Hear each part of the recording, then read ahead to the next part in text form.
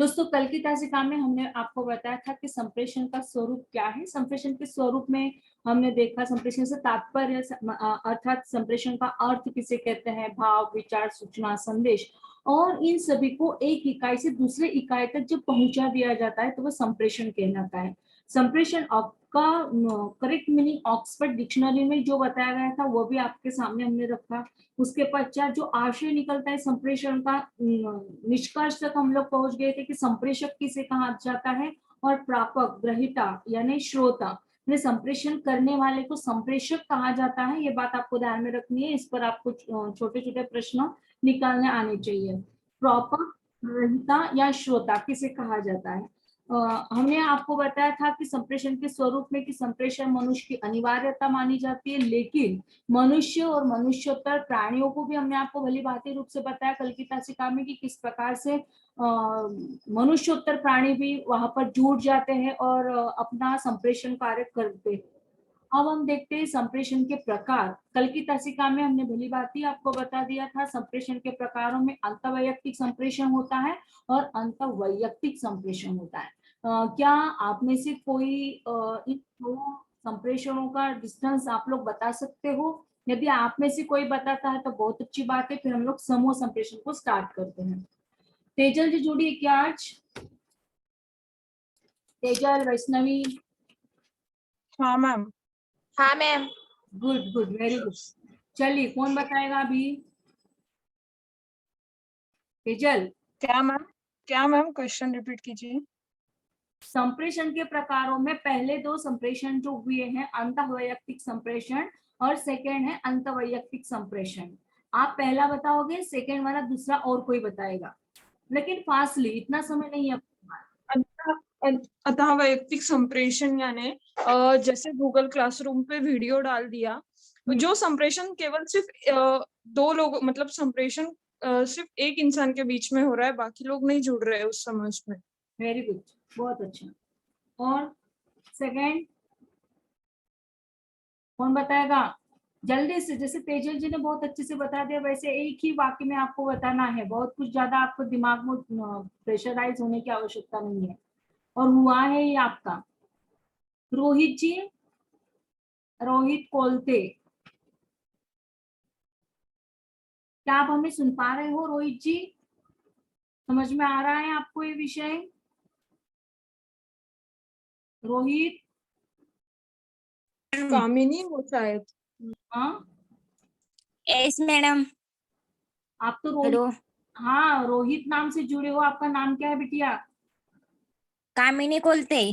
कामिनी, फिर रोहित की जगह पर आप कामिनी डाल दीजिएगा, हाँ ठीक है ना। रीनेम करके आता है बेटा उस पर ऑप्शन, तो वहां पर जाइए। मीडिया के छात्र है, आपको बताने की आवश्यकता नहीं है बच्चों। चलो, अंतःवैयक्तिक संप्रेषण किसे कहा जाता है बताओ जल्दी से।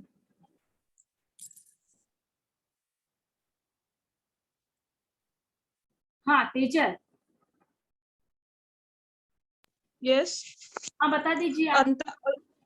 अंतवैयक्तिक संप्रेषण यानी जैसा अभी जूम मीटिंग चल रहा है, आप समझा रहे हो और हम लोग जुड़ रहे हैं उसमें, दो लोगों के, मतलब दो से ज्यादा लोगों के बीच में संप्रेषण हो रहा है। दो व्यक्ति के बीच में संप्रेषण हो रहा है ना। हम हाँ, दो। बता रहे हैं और आप हमें सुन पा रहे हो, ठीक है। और एक संप्रेषक होता है और दूसरा ग्रहीता माने आत्मसात करने वाला व्यक्ति होता है। क्लियर? अब हम चलते हैं समूह संप्रेषण के बीच में। आप जैसे जैसे कि नाम से ही बोध हो जाता है, समूह संप्रेषण में व्यक्तियों का समूह होता है, माने संप्रेषक भी होता है और श्रोतागण भी होते हैं। प्रत्यक्ष विचारों एवं अनुभवियों का संप्रेषण वह कहलाता है। समूह का निर्धारण सामान्य हित समान मूल्यों के आधार पर होता है। जैसे कोई संगोष्ठी की जाती है, सेमिनार या कॉन्फ्रेंस का गठन किया जाता है, उसमें कई लोग जुड़ते हैं, है ना। आप लोग अभी देखते होंगे वेबिनार चल रहा है हर किसी जगह पर, या महाविद्यालय में भी वेबिनार कर सकते हैं। तो जहां पर भी वेबिनार होता है वहां पर बोलने वालों की संख्या भी ज्यादा होती है और सुनने वालों की संख्या भी ज्यादा होती है। मानिए समूह संप्रेषण के बीच में अपन लेते हैं पूरा समूह, माने ये जो समूह होता है पूरा समूह पूर्व निश्चित स्थान और समय पर एकत्रित होता है। आपको पता चल गया कि जब आपका एक वेबिनार रखा गया है या योगा डे पर आप सभी लोगों को कॉलेज में आना है, ओके, तो यह क्या हुआ, आपका एक निश्चित, फॉर एग्जाम्पल दे रहे हैं ना, आपको नहीं आना है, क्लियर हो रहा है आपको, बस जस्ट एग्जाम्पल देना चाहते हैं कि आपका निश्चित स्थान क्लियर हो गया, कहा आपको कॉलेज में आना है, अब कितने बजे आना है, समय भी तय हो गया कि आपको अर्ली मॉर्निंग में 6 बजे आना है, मतलब पूरा जो समूह है वह एक निश्चित स्थान पर आएगा और समय पर एकत्रित होगा, और इस प्रकार का ये जो संप्रेषण होगा ये सभाओं में, माने किसी मीटिंग में, कभी गोष्ठी में, संगोष्ठी में, या वाद विवाद, चलिए ये चीज मुझे अच्छी नहीं लगती, ये चीज अच्छी लगती, इस पर भी वाद विवाद कर सकते हैं, या विचार विमर्श, कई बार हम लोग अपने विचारों के माध्यम से भी सुन सकते हैं, परिचर्चा, नाटक आदि के माध्यम से होता हुआ दिखाई देती है। या हम कहें कि व्यक्ति के विविध सामाजिक परिवेश जैसे पाठशाला, कॉलेज, प्रशिक्षण केंद्र आदि में भी इस प्रकार का संप्रेषण होता हुआ दिखाई देता है। ये क्लियर हुआ आपको, समूह संप्रेषण कहाँ और कितने लोगों के बीच में होता है। अंतःवैयक्तिक संप्रेषण केवल एक व्यक्ति के जरिए होता है, अंतःवैयक्तिक संप्रेषण 2 व्यक्ति के बीच में होता है, और समूह संप्रेषण के बीच में वक्ता भी ज्यादा होते हैं और श्रोता भी ज्यादा होते हैं। वक्ता से तात्पर्य संप्रेषक हम कह रहे हैं, बस आपकी समझ के लिए हम बार बार वक्ता और श्रोता की बात करते हैं, तो संप्रेषक भी कई प्रकार के होते हैं। संगोष्ठियों में केवल एक व्यक्ति नहीं बोलता, एक व्यक्ति अपना बीज भाषण देने वाला भले ही एक व्यक्ति हो, लेकिन उस पर आर्टिकल पर विचार विमर्श करने के लिए या उस पर चर्चा करने के लिए, वाद विवाद करने के लिए, आलोचना करने के लिए कई लोग वहां पर मौजूद होते हैं जो अपना पार्टिसिपेट करते हैं। कई लोग होते हैं जो अपना पेपर पढ़ते हैं, उसे रिसर्च पेपर पढ़ना भी कहा जाता है, शोध निबंध पढ़ना भी कहा जाता है, तो ये संप्रेषण है। तो पहला है अंतःवैयक्तिक, अंतःवैयक्तिक में एक व्यक्ति, अंतःवैयक्तिक में हमने आपको बताया था कि अंतःवैयक्तिक में एक, अंतःवैयक्तिक में 2, समूह में ढेर सारे लोग। अब हम लोग चलते जन समूह के बीच में, जन और समूह। जन का मतलब होता है मास, आप लोग मास मीडिया के लोग हैं, जन शब्द अंग्रेजी के मास शब्द का हिंदी रूपांतर है, और मास का भीड़, समूह, और यह जनता से भी। समूह के भांति जन समूह एक निश्चित स्थान पर एकत्रित न होकर बिखरा हुआ होता है। जन समूह संप्रेषण से अभिप्राय है बिखरे हुए विशाल समूह तक संचार माध्यमों से सूचना प्रेषित करना।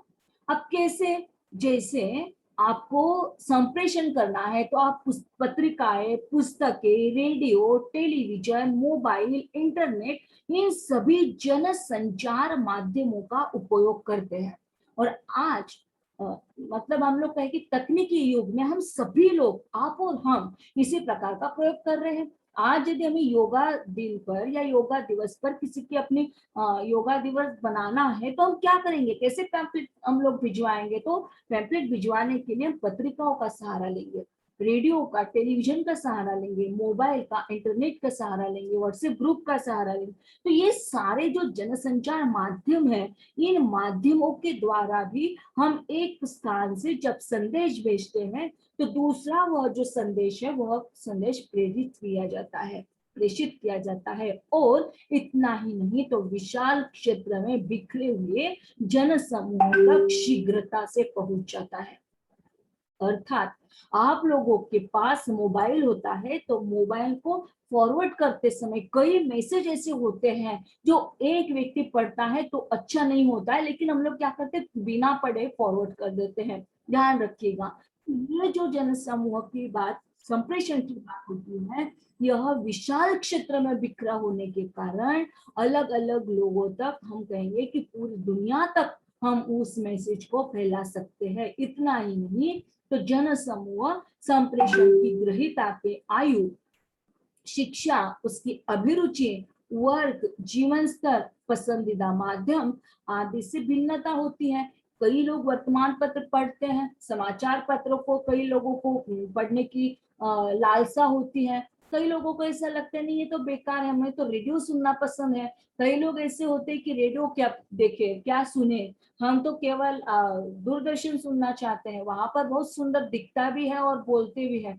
ये दोनों दृश्य और श्रव्य दोनों स्थितियां हमें वहां पर मिल जाती है। तो जैसे जन समूह का संप्रेषण का जो माध्यम होगा, जो जिस व्यक्ति को जो चीज अच्छी लगेगी, अपने आयु के अनुरूप, अपने शिक्षा के अनुरूप, अपने अभिरुचि के अनुरूप, अपने जीवन स्तर के अनुरूप वह पसंदीदा माध्यम को चुन सकता है। उसमें भिन्नता होती है और इनमें सामाजिक, सांस्कृतिक, आर्थिक, भौगोलिक इस प्रकार की भिन्नता पाई जाती है। यदि अपन सामाजिक तौर पर ले तो समाज में कई प्रकार के लोग जुड़ जाते हैं।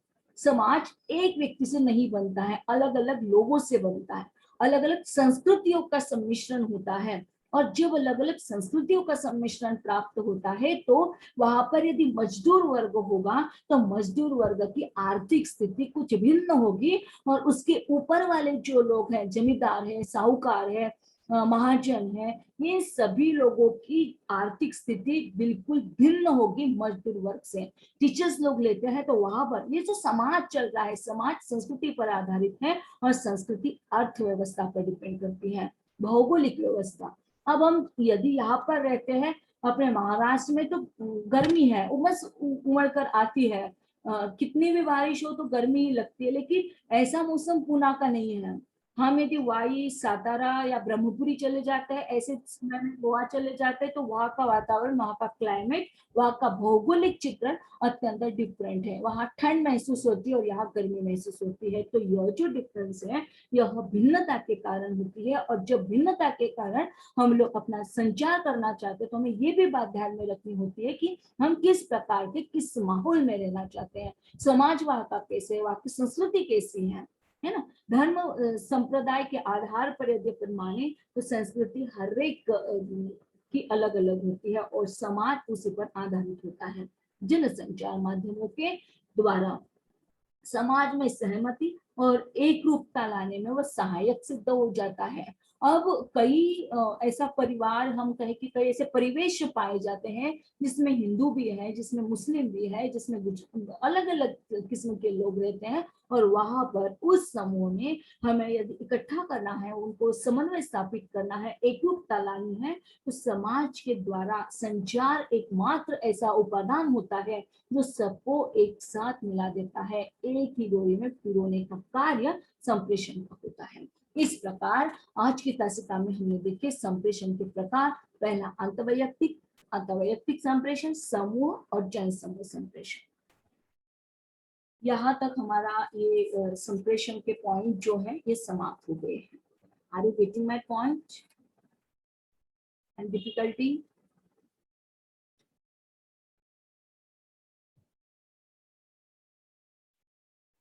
क्लियर हो रहा है आप सभी लोगों को? किसी को कोई परेशानी है?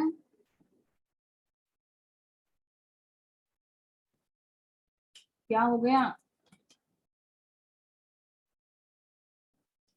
अरे भाई समझ में आया क्या? हाँ मैम। फिर कहाँ चले गए थे आप?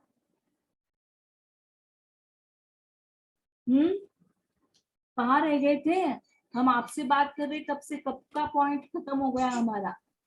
किसी को कोई परेशानी है क्या? नहीं मैडम। नहीं मैम। चलिए एक नई आवाज हम भाग्यश्री सोनवणे को सुनना चाहते हैं। ये जो 4 पॉइंट हुए हैं बिटिया, इन 4 पॉइंट्स को एक शब्द में आप यदि कहना चाहो तो हमें अच्छा लगेगा। भाग्यश्री सोनवणे। भाग्यश्री जी, आप हमारी बात को सुन पा रही हो?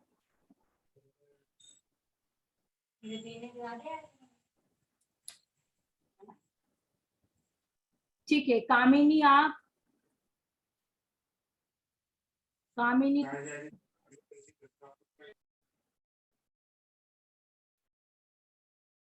लेफ्ट मत हो जाइए बेटा, ये सवाल हमारी जिज्ञासा के लिए नहीं है, आपकी आपको प्रश्न कर आपको कंफ्यूज में डालने के लिए बिल्कुल नहीं है।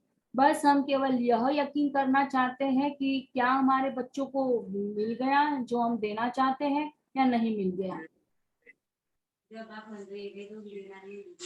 कामिनी, आप अपना माइक ऑफ कर दीजिएगा बेटा, घर की आवाज पूरी आ रही है।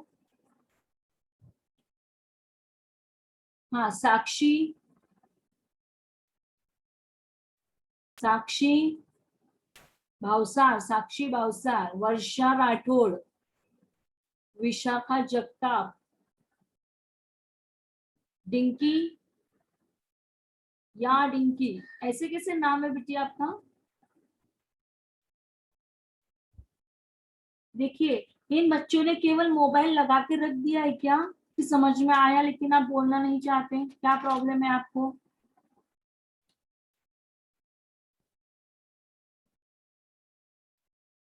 तेजल, हेलो। हाँ, बोल दीजिए बेटा आप, क्योंकि शायद हमें लगता है कि ये 15 बच्चे जुड़े हैं लेकिन उन्होंने केवल मोबाइल को ऑन करके रख दिया है, सुन भी नहीं रहे हो। सुन रहे हो आप भाग्यश्री? हाँ यस मैम। समझ में आ रहा है बेटी आपको? हो यस मैडम। कोई बोल क्यों नहीं रहा है? चलिए बता दीजिए चारों के डिफरेंस को एक दो वाक्य में बता दो, अपन आगे बढ़ते हैं। जल्दी से बताओ, लेकिन समय नहीं है अपने पास, कोई भी बताओ।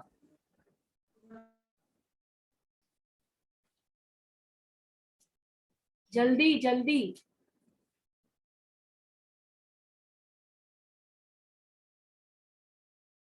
हाँ चलिए भाई तेजल आप ही बता दीजिए। हर्षिता नहीं जुड़ी क्या आज? नहीं।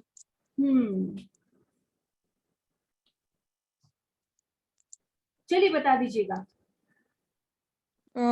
अंतःवैयक्तिक संप्रेषण यानी एक अकेला इंसान, मतलब जैसे पहले बताया वो गूगल क्लासरूम पर। देन अंतःवैयक्तिक संप्रेषण यानी वक्ता और श्रोता के बीच का संप्रेषण। समूह संप्रेषण यानी वेबिनार सेमिनार जैसा चलता है जहाँ पे अधिकतर लोग बोलते हैं, एक वक्ता से अधिकतर। और जन समूह यानी ये जन समूह का क्लियर मेरे को ऐसे बताते नहीं आ रहा है, ठीक मतलब है, जहाँ सब लोगों को पूछा जाता है, सब लोग आंसर देते हैं, ऐसा। हमने आपको बताया जन समूह का मतलब होता है निश्चित स्थान पर एकत्रित न होना। ओके, और न होना। जन समूह संप्रेषण से अभिप्राय है कि बिखरे हुए विशाल समूह तक संचार माध्यमों से सूचना प्रेषित करना, जैसे पत्रिकाएं, पुस्तक, रेडियो, टेलीविजन, मोबाइल, इंटरनेट। यह जितने भी जनसंचार माध्यम है इनका उपयोग जन समूह संप्रेषण के अंदर किया जाता है।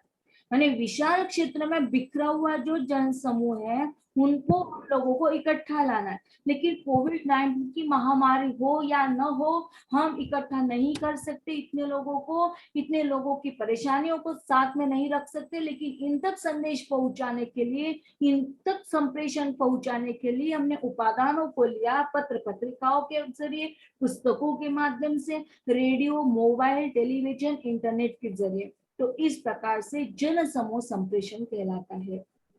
यहाँ तक क्लियर हुआ? हाँ मैम।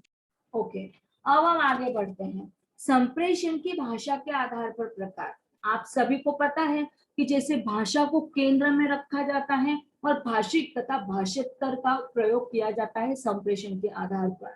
तो संप्रेषण में सर्वाधिक उपयोग होता है शब्दों का, और आपको पता है कि शब्द अत्यंत महत्वपूर्ण होते हैं। शब्द सार्थक होते हैं तभी तो न संप्रेषित कर सकते हैं। यदि सार्थक शब्द न हो, निरर्थक शब्द यदि अपने पास हो, तो निरर्थक शब्द का कोई भी मायने नहीं रखता। जैसे मानते हुए चलेगा कि यदि आपको सागर यह शब्द है, तो सागर शब्द को पलट दीजिए, क्या होगा? र ग सा या ग रसा। सागर शब्द से तात्पर्य निकल रहा है और गरसा से तात्पर्य निकल रहा है। तो आप हमें बताइएगा कि सागर शब्द क्या कहलाता है? शब्द की महत्ता को कैसे स्पष्ट करेंगे हम यहाँ पर? एक वाक्य बताते हैं, सागर खाना खा रहा है, और दूसरा वाक्य है सागर अत्यंत मनोरम है। इन दो वाक्यों में सागर के अर्थ की भिन्नता कैसे होगी? पहला सागर यानी इंसान है और दूसरा सागर यानी समुंदर। वेरी गुड, बहुत अच्छे बच्चा। लेकिन इस सागर शब्द को यदि हमने पलट दिया, रग सा करवा दिया या गर सा करवा दिया, तो आप हमें बताइएगा कि सागर इस शब्द से जो दो अर्थ आपने लिए, तो क्या गरसा या रगसा से अर्थ की प्रतीति होगी? नहीं, नहीं, क्यों नहीं होगी? क्योंकि उसका कुछ संप्रेषण बने नहीं रहा, मीनिंगफुल नहीं है वो वर्ड। यस, उसमें अर्थ है ही नहीं। अब और एक वाक्य बताते हैं, सजना है मुझे सजना के लिए। क्या वाक्य बताया हमने आपको? सजना है मुझे सजना के लिए। तो दो वाक्यों में, ये एक वाक्य में जो दो शब्द आ रहे हैं, बार बार रिपीट हो रहे हैं वो शब्द, तो उन दो शब्दों में क्या अंतर है, आप बताइएगा। पहला सजना यानी रेडी होना, दूसरा सजना यानी हस्बैंड। शब्द, हाँ जी बताइएगा, हम क्लियर नहीं हो पा रहे हैं। पहला सजना यानी रेडी होना, तैयार होना, अपने आप तैयार होना, ओके गुड, और दूसरा सजना यानी हस्बैंड। वेरी गुड, बहुत अच्छे बच्चा। आपने बहुत सुंदरता से उस वाक्य की गरिमा को समझा हुआ है कि सजना है मुझे सजना के लिए। तो पहला जो वाक्य है, सागर अत्यंत सुंदर है, मनोरम है, और सागर खाना खा रहा है, सागर महाविद्यालय पहुंच रहा है आदि।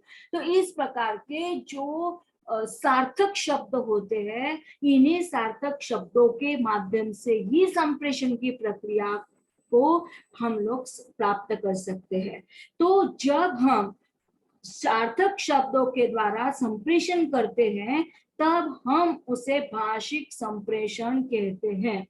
फिर चाहे उसका मौखिक रूप संप्रेषण के माध्यम से हो, टेलीफोन के माध्यम से हो, या लिखित तौर पर पुस्तकें, डायरी, समाचार पत्रिकाएं, बुलेटिन, होर्डिंग्स, इन सब में हो, जब हम भाव, अपने विचार, सूचना आदि को शब्दों के द्वारा अभिव्यक्त न करते हुए संकेत रूप से स्पर्श, स्वाद, रंग, श्रवण आदि द्वारा अभिव्यक्त करते हैं, तो उसे हम भाषेतर कहते हैं। अब हमने पहले देख लिया भाषिक है संप्रेषण का। भाषिक संप्रेषण में कौन कौन सी आवश्यकता होती है, कौन कौन से उपादान वहां पर आते हैं, पत्र पत्रिकाएं कैसे आती है। अब हमने उसके बाद में आपको बताया कि भाषांतर में क्या होता है।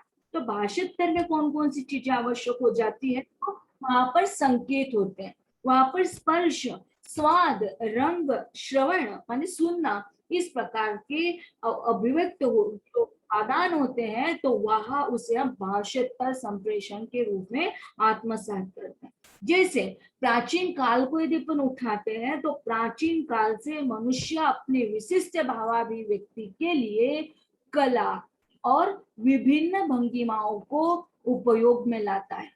अब कैसे वो अनेक प्रकार की भंगिमाओं को उपयोग में लाता है, जैसे चित्र, संगीत, नृत्य, शिल्प, ये जो कलाएं हैं। हाँ, हमें पैसे नहीं चाहिए तेजल जी, हमें पैसे नहीं चाहिए।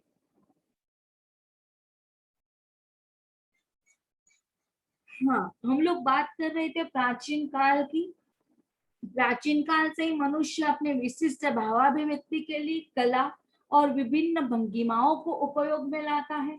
चित्र, संगीत, नृत्य, शिल्प, इन प्रकार की तमाम ऐसी कलाएं होती है जो इस भाषांतर संप्रेषण के बीच में लाई जाती है। सवाल आपको यहाँ पर पूछा जा सकता है कि भाषांतर संप्रेषण के उदाहरण हैं।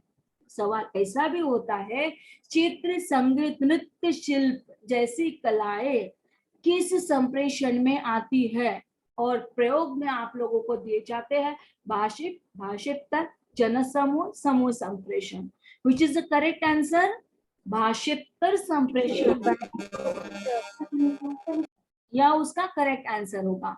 व्यक्ति अपने दैनिक जीवन में इन दोनों प्रकार के संप्रेषण का मिश्रण करते हुए संदेश प्रभावशाली रूप से संप्रेषित करता है। इस प्रकार से इस इकाई का यह लास्ट वाला पॉइंट था, संप्रेषण क्या है, संप्रेषण का अर्थ क्या है, संप्रेषण का आशय क्या है, संप्रेषण का निष्कर्ष क्या है, संप्रेषण का स्वरूप क्या है, संप्रेषण के प्रकार क्या है। तो यहाँ तक हम लोग आते थे। यहाँ हमारा ये जो टॉपिक था, ये जो इकाई थे, ये समाप्त हो चुकी है। कल की तासिका में कल की तासिका में हम एक नए पॉइंट को लेकर आपके सामने आना चाहते हैं। जैसे आपका नेक्स्ट पॉइंट है व्यावसायिक पत्राचार का स्वरूप। अब यहाँ से हमारे पत्र स्टार्ट हो गए। दोस्तों कई बार, हाँ ये तो समझ में आ गया आपको, भाषिक तथा भाषेत्तर, इसमें कोई किसी को परेशानी है?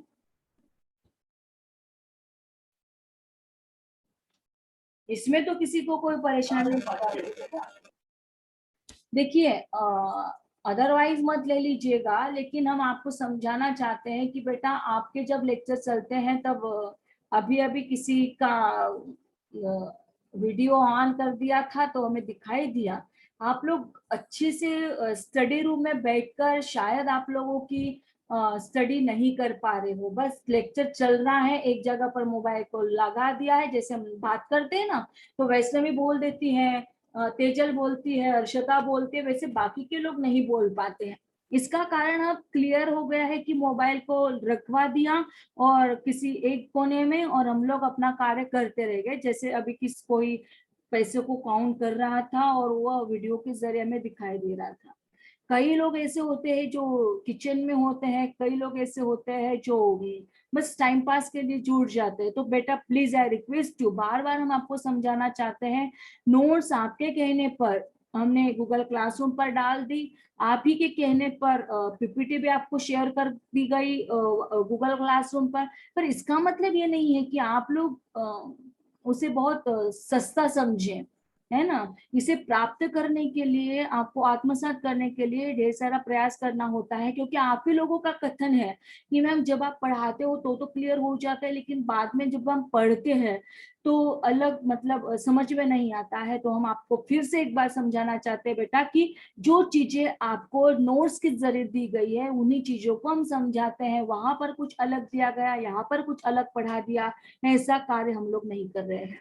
इसलिए कंफ्यूज होने की बात नहीं है, लेकिन उस समय में आप लोग कंफ्यूज हो सकते हैं जब आपने यहाँ पर ध्यान देकर नहीं पढ़ा। तो आपको कितना भी पढ़ते हैं तो यह विषय इतना आसान नहीं है जितना आप लोग समझ रहे हो, है ना। इसलिए जब हम आवाज देते हैं तो तुरंत आप लोगों में इसकी आवाज आनी ही चाहिए। हमने आवाज दी वर्षा को, तो वर्षा का माइक ऑफ है तो ऑफ ही रहेगा। कभी वर्षा ये बात मानेगी ही नहीं कि वर्षा राठौड़ आपको बात करनी है। बस हम बोलते हैं और उनका माइक भी ऑफ है, उनका कैमरा भी ऑफ है। नहीं मैम, नेटवर्क की वजह से आवाज नहीं आती है। अच्छा, ऐसे कितने लोग हैं जिनका नेटवर्क प्रॉब्लम रहता है? हमेशा नेटवर्क प्रॉब्लम रहता है बिटिया? कहाँ रहती हो आप? यस मैम, मैं पाचोरा की म्हणजे बोलो बोलो बोलो। मैम मैं पाचोरा से हूँ। Good, very good. तो अभी आप घर पर हो, सुरक्षित हो, स्वस्थ हो, है ना? Yes ma'am. Very good. तो घर में होगी इंटरनेट की प्रणाली, तो आपके पास ये सभी प्रविधि अच्छे से कर लेनी चाहिए। इसलिए हम आपको बार बार सचेत करवाते हैं, क्योंकि जब आपकी एग्जाम होगी तब एग्जाम के समय में आपको किसी को भी कोई दिक्कत ना आए। आप लोग मास मीडिया के छात्र हैं, आपको ये भली भांति पता है कि सब नेट पर चल रहा है। इस कारण आप लोगों को भी आपका फुल टॉक टाइम कर ही लेना चाहिए, बातें कमी और काम ज्यादा, ऐसा आपका उत्तरदायित्व होना ही चाहिए। तो ये जो संप्रेषण है, संप्रेषण के प्रारूप को अपन देख रहे हैं, प्रकारों को देख रहे हैं। तो प्रकारों के बीच में हमने आपको 6 प्रकार अभी भी बताए। तो 4 तो तेजल जी ने बताया। हम आज कुछ नई आवाज को सुनना चाहते हैं, नई आवाज सुनना चाहते हैं ना आप सभी लोग। तेजल को, हर्षिता को तो बहुत दिन हो गए सुनते सुनते, अब कोई नई आवाज सुनना चाहते हैं। प्रियंका, प्रियंका सनान सिंह, बता दीजिएगा बेटा भाषिक और भाषांतर के अंतर को। देखिए, नाम लिया नहीं कि वो बच्ची गायब हो गई। बुरा लगता है क्या? अरे आप लोगों को ऐसे प्रश्न करते हैं, हम आपको बार बार समझाते हैं बेटा कि हमारा उत्तरदायित्व आपको परेशान करना नहीं है, बट आप लोगों ने कितना समझा इसका लेना चाहते हैं, बस उसे ही समझना चाहते हैं, और कोई उत्तरदायित्व नहीं है हमारा। कौन बताएगा? रोहित, कामिनी, कृष्णानी, खुशी, साक्षी, शेख शहीद, गायत्री, अरे भाई जो समझा जितना समझा उतना तो बताओ।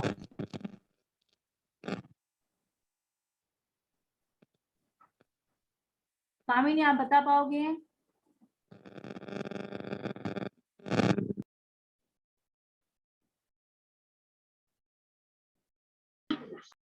Tejal yes ma'am. बोल दीजिए बेटा आप ही, क्योंकि ये बच्चियां तो क्या बोल मैम? हमारा। Repeat repeat. हाँ, आप और किसी कामों में बिजी है शायद। तो ये संप्रेषण के प्रकारों में 4 प्रकार हमारे हो गए हैं। अब संप्रेषण की भाषा के आधार पर प्रकार है भाषिक और भाषितर। अब इन दोनों को हमें आपसे सुनना चाहते हैं। टाइम लिमिटेशन है, जल्दी से बता दीजिए। मैम कंफ्यूजन है, नहीं बताता है। कैसे? अभी थोड़ा ध्यान भी नहीं है लेक्चर में। क्यों ऐसा? बाहर जाना है एक्चुअली इसके लिए। अच्छा, कितने लोगों को बाहर जाना है? और बाहर का मौसम अच्छा नहीं है, बाहर निकलना। जलगांव ही जाना है, कॉलेज ही आना है।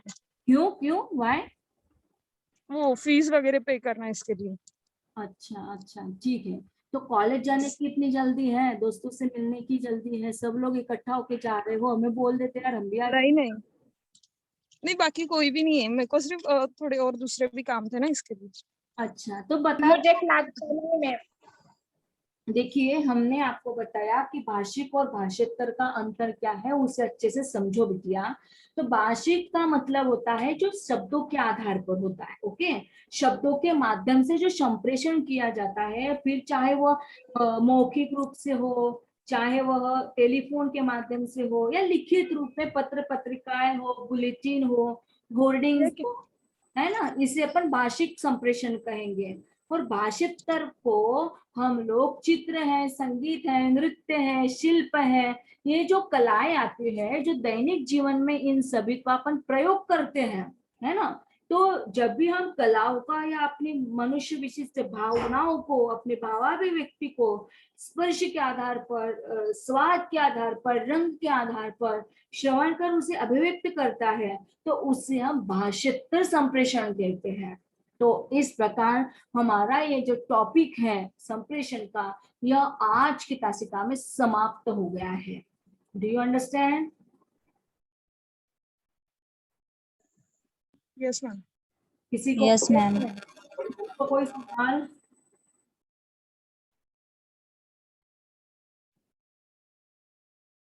किसी को कोई सवाल? यहाँ तक आते हुए किसी को कोई सवाल? No ma'am. गुड। कल की तासिका में हम लोग नए पॉइंट्स को लेकर आपके सामने हमारी हाजिरी देंगे। व्यावसायिक, पत्राचार, स्वरूप एवं प्रारूप। कई बार ऐसा होता है दोस्तों कि पत्र हम लोगों को लिखने होते हैं, लेकिन लिख नहीं पाते हैं। तो यहाँ कल की दर्शिका में बताएंगे कि किस प्रकार से व्यावसायिक पत्र लिखे जाते हैं, उनमें कौन कौन सी विशेषताएं होती है, कौन कौन सी क्वालिटी उसमें होती है, और उस क्वालिटी के साथ व्यावसायिक पत्र कैसे लिखने चाहिए, है ना। ये भी हम आपको फॉर्मेट दिखाकर बताएंगे, समझाएंगे। कल की दर्शिका में हम स्वरूपगत विशेषताएं एवं गुणों पर चर्चा करेंगे। यदि आप लोगों को जो पॉइंट पढ़ाया गया है वो पॉइंट क्लियर हो गए हैं, बहुत अच्छी बात है। गूगल क्लासरूम पर नोट्स डाल दिए हैं, उसे देखिएगा, पढ़िएगा। उसकी नोट्स हो सके तो उसकी प्रिंट निकाल कर आपके साथ रखिएगा, ताकि आपको बाद में दिक्कत ना आए, है ना। डिलीट नहीं होगा, गूगल क्लासरूम का एज इट रखा ही जाता है। फिर भी मोबाइल का कुछ भरोसा नहीं है, कभी ऑफ हो जाता है तो आप लोगों के पास का मैटर सब चला जाएगा। बेटर वे यही होगा कि आप उसकी प्रिंट आउट निकालें, उसकी स्टडी घर पर करें, और बहुत अच्छे से उसे आत्मसात करें। क्लियर हो गया सभी को? जी मैम। ठीक यस मैम। है।